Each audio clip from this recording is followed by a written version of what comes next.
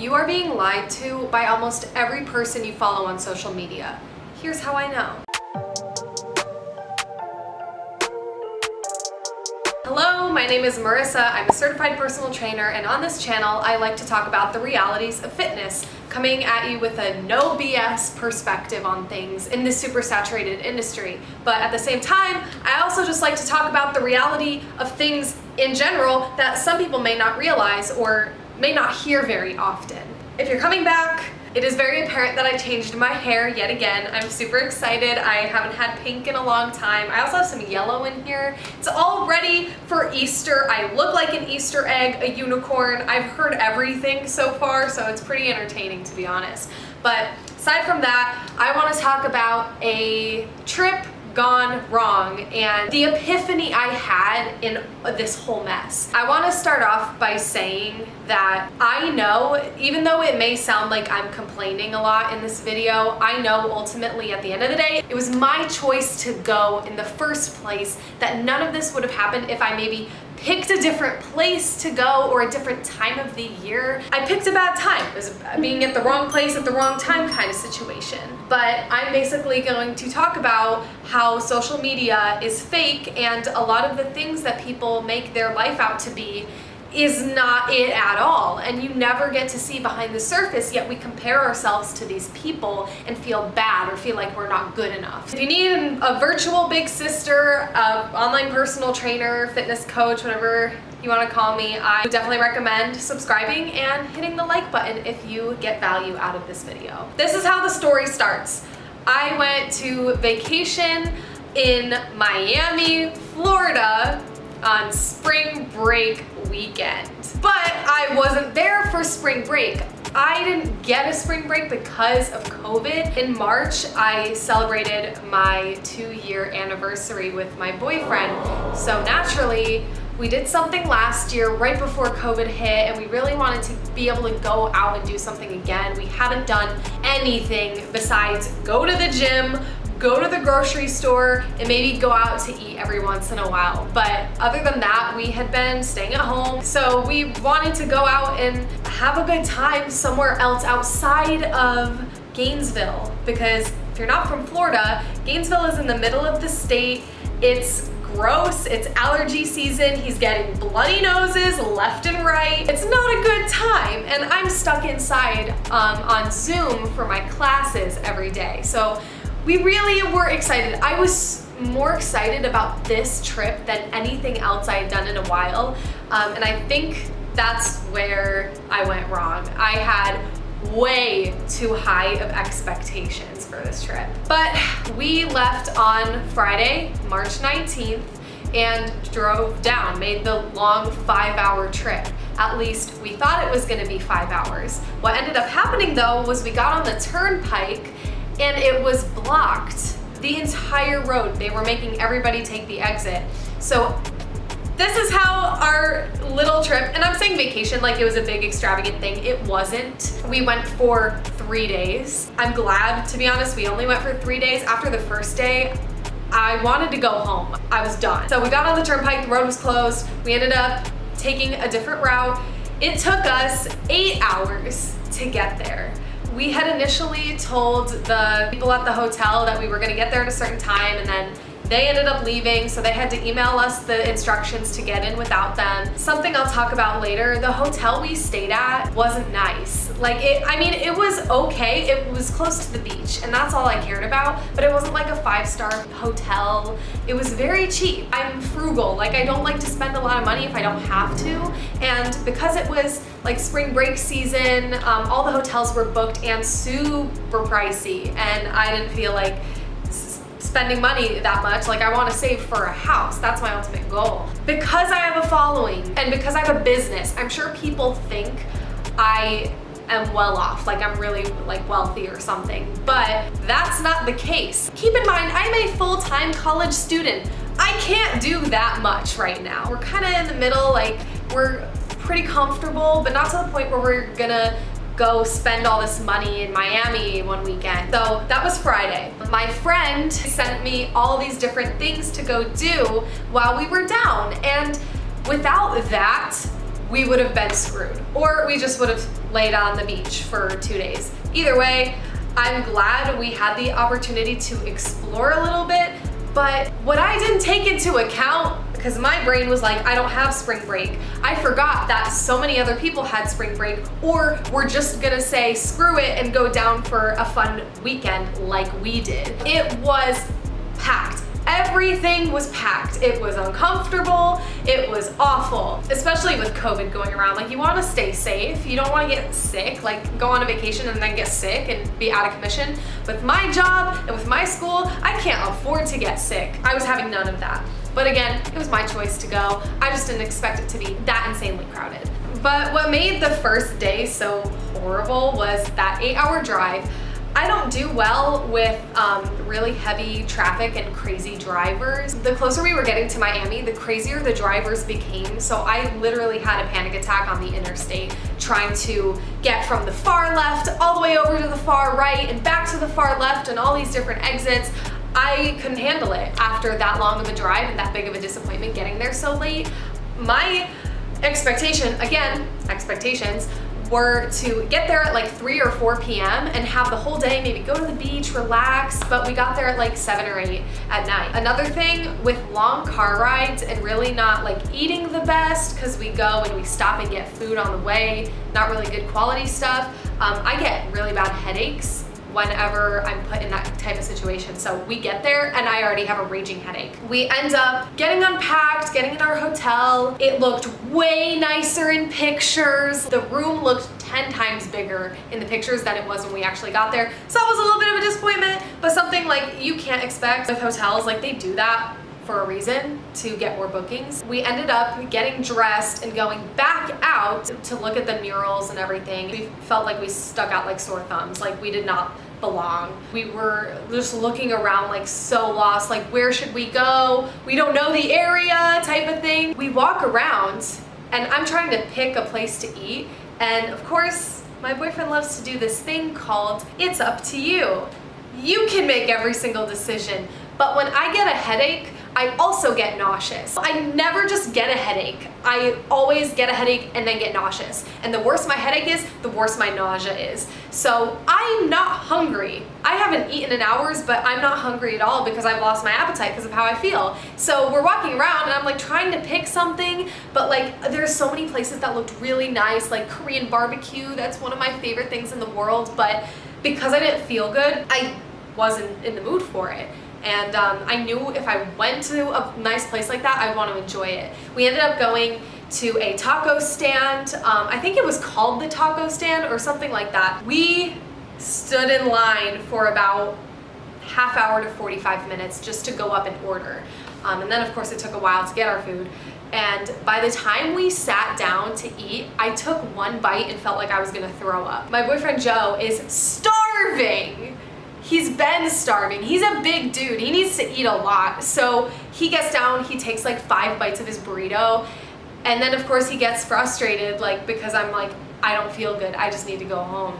So he didn't even get to finish his whole meal. So I felt bad for doing that to him. And it was just this whole like internal battle at the same time of not feeling good.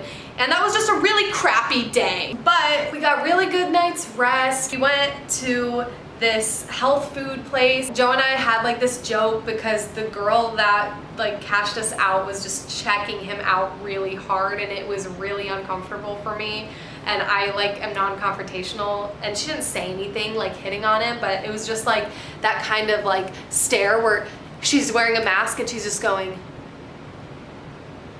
And I was like watching her do that while I was standing next to him. I'm trying to take my order, but she's only staring at him.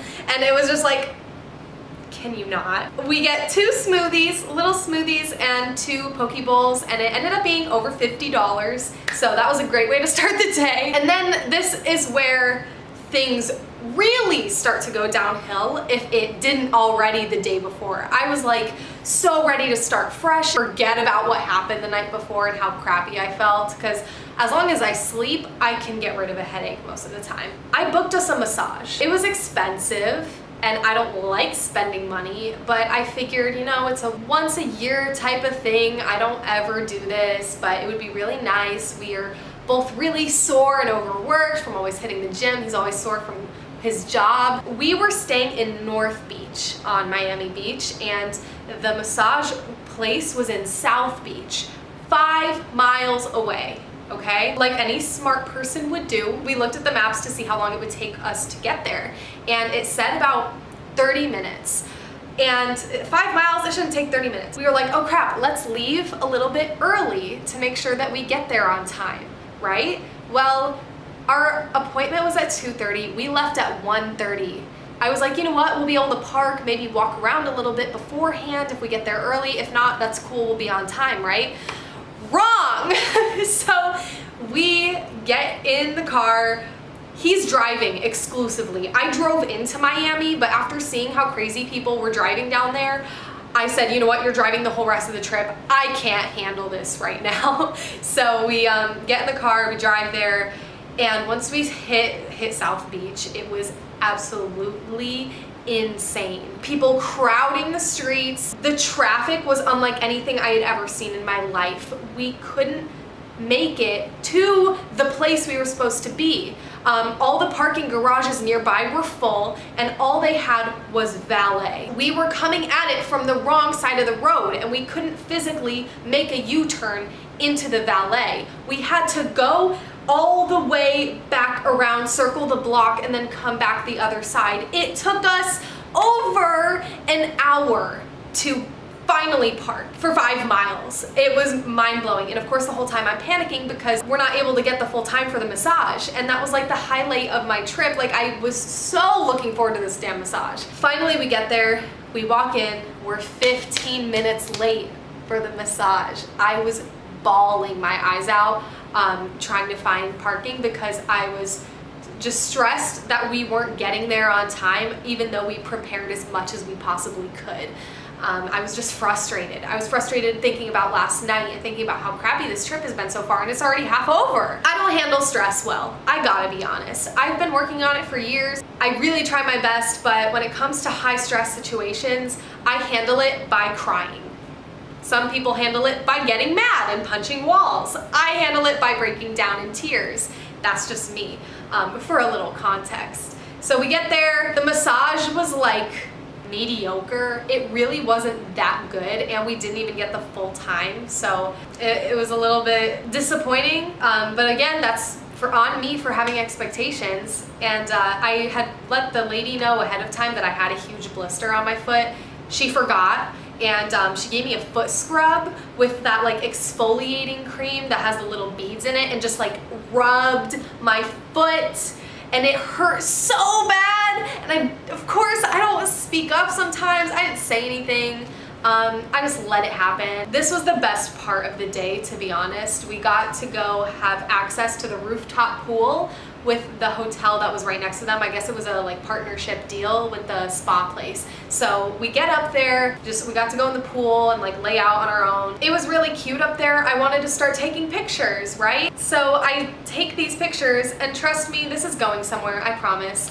We're taking pictures, and Joe doesn't like to be in pictures that much, so he's only taking them of me. I was gonna ask someone to take pictures for us, but he felt kind of gross, like from the massage, like he was in a wife beater. I tagged the hotel that we were at that moment in my picture. Probably what people are going to assume is, whoa, she's staying at this super nice hotel. That's so cool. I wish I could do that. I wish I had money to be able to go and travel. That wasn't the reality of the situation. The hotel that we were staying at versus the one that is tagged in that picture, on two different worlds, okay? This is what I mean by people silently misleading others on social media without even realizing it. I thought about it after the fact, after I tagged it, and I'm like, I wonder if people are gonna think like we stayed at this really fancy hotel, because it looks really nice in the photos, and that was from the rooftop pool, and it was super nice, but we only spent like 2 hours there out of the entire trip, so we spent most of it in our little hotel room. No view. It was a view of a dumpster outside.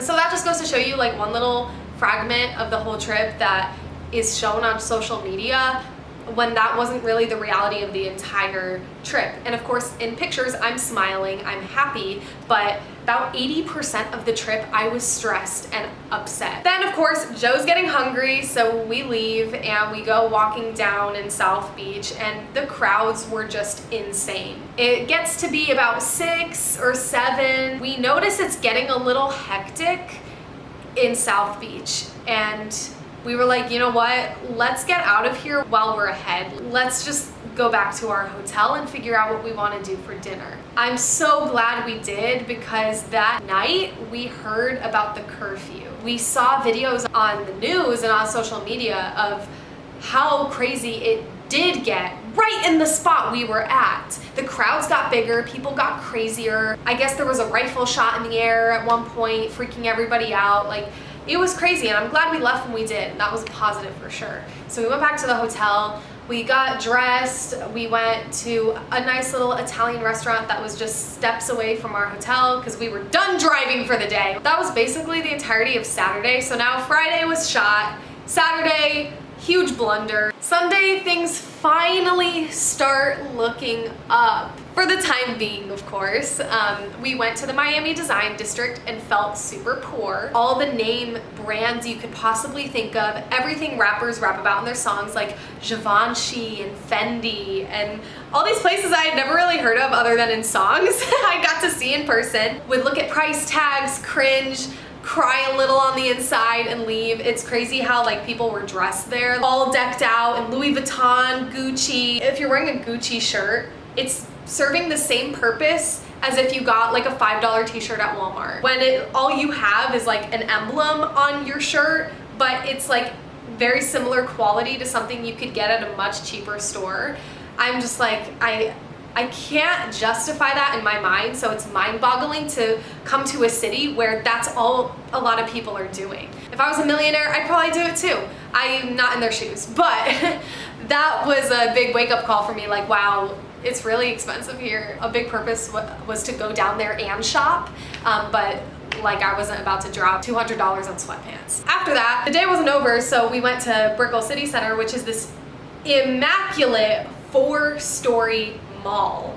It was absolutely insane looking. Like the biggest mall I've ever seen in my life. They had so many stores, but of course, again, everything was high end. It was fine. We got sushi at this place. It was very mediocre, and we dropped $60 on that. And like this whole time I'm just cringing because I don't want to spend that much money. And then we drove all the way back to our hotel, discussed what we wanted to do for dinner. And we knew already about the curfew, so what we did while we were at the Brickell City Center was we talked to a police officer. We asked him about it and said, hey, are we gonna be able to get back to our hotel tonight if we come out? Like, because the curfew was set just for Miami Beach only, not the rest of Miami. But our hotel was on North Beach, so we have to take one of the causeways to get over there. And so he said, no, you guys will be fine, don't worry about it. So we're like, okay, trust him. And keep in mind, I have a really big control issue. I don't like not being in control. My boyfriend is an excellent driver. I applaud him for the stuff that he dealt with in Miami, but I am having a heart attack every time we go in the car. Like, not because of him, but because of all the other drivers. People cutting us off without using their blinker and swerving in and out of traffic. We ended up going back over. We were checking out some more shops, and then ultimately, all of the places we wanted to go to dinner were closed, except Chili's. I just wasn't feeling good. After a weekend of eating out, like exclusively, because I usually typically eat very healthy most of the time and cook my own meals, I wasn't feeling good. I was very low energy, felt kind of just like down in a rut. I didn't eat a lot. I ate as much as I could and then packed it up, and we went on our way back to our hotel. It was only 10 at night. We knew one causeway, the one going to South Beach, was going to be blocked off, but that was okay. We weren't going to go that way anyway. And then there was one causeway going to our hotel. We get on the highway, we're going, and then we get to the exit. And the exit is like really backed up. Like you can tell there's a huge line of cars. We're in this line trying to get to the exit. What we thought was going to happen was that there were going to be police officers vetting who's going past, if you live there, if you have a hotel there, and then turning away any spring breakers, because that was the reason there was a curfew. The mayor instated a curfew specifically because spring breakers were getting out of hand. It was basically like punishing the majority for the select few that were acting out in elementary school, whenever that would happen, because it would happen a lot and it would always piss me off. We get all the way up finally to the exit. There's no police officers there. It's just a construction vehicle with an arrow pointing away from the exit, signaling, hey, I'm not letting anybody through, so you have to go a different way. And keep in mind, like, to get from where we were back to the place we were staying would be about like a 20-minute drive, and it's just a cluster of cars. There's this one big van. These two guys step out that are dressed in suits, like really nice. They walk up to the guy in the construction vehicle. The guy has his window rolled up. He's not talking to anybody, but he decides to talk to them. The only reason was both parties spoke Spanish. The guy in the vehicle only exclusively spoke Spanish. So when my boyfriend went up to talk to him and explain our situation, he went like this and didn't say a word to us. So we didn't get through. This guy only let the one van through of the guys that did speak Spanish. People were yelling, shouting at him. It was such a mess. So ultimately we ended up having to cut across, go around, and then find a different way back. We would eventually make it there, but we had to take a really long way around. We finally get home. The checkout for Monday was 11 a.m. and it would have been really, really nice to be able to go to the beach. However, I scheduled my interview for the dietetic internship that I want to attend that afternoon. We woke up at 7, we left probably 7:30 to make it back to Gainesville by noon so that I could have my interview at 2 p.m. We didn't want to chance it by leaving at 9, let's say, and there just so happens to be an accident and then we don't make it. I would be devastated. Thank God we left early. It was pretty smooth drive. We got there 2 hours early. I was able to take a little nap because I was exhausted from the whole experience and then prepare. But I tell you this entire super long, draining story because I'm going to be posting pictures from my trip on Instagram. I did get some cute pictures, but I want people to know that that's not the reality. I'll look like I had the time of my life in these pictures when that is furthest from the truth. From an outsider's perspective, I could see someone looking at my pictures and being envious or comparing themselves and their lifestyle just because I went on this one trip. I don't travel a lot. The last time we went and did something was in August. That trip wasn't that great either. I think I just suck at planning vacations. I'm an amateur at it and I don't always make the best decisions, and that's just something I have to grow from and learn from as I make these mistakes. I don't want anybody to think that I had an awesome time and I have all this money and all these things that will make them feel less than, because it's totally not true.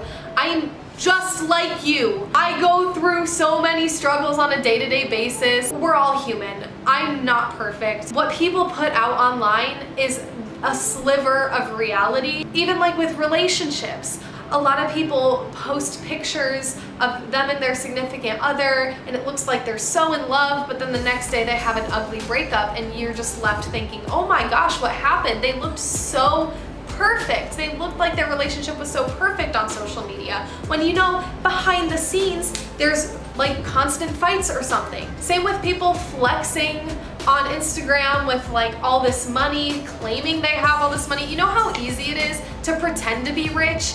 I pretended to be rich when I was in network marketing in this MLM, which if you want to learn more about that story, I have a whole video discussing that as well. You can pretend. Another example is fitness influencers who are promoting health and fitness and how good they feel doing this certain diet or living this certain way, but behind the scenes they're broken, struggling with eating disorders, or having a bad relationship with food.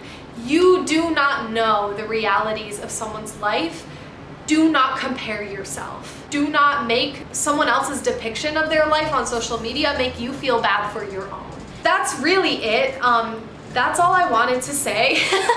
I know that was a lot, but I hope that you can take this one example of how I portrayed myself a certain way on social media versus how it actually went, and take that and apply it to your life. And when you see someone on social media and you think a certain way about them and you feel bad about yourself, to check yourself mentally. Be like, okay, I need to stop doing that. It's not the same. We are not the same. Their circumstance might be different. This is not reality. I hope you guys have a wonderful weekend or morning, night, whenever you're watching this. Comment below on times you felt envious of people on social media and what you did to cope with that, or what you did when you realized that social media isn't real, because I would love to hear your guys' stories, or of how you did something similar to what I did even. Have an amazing day. I will see you later.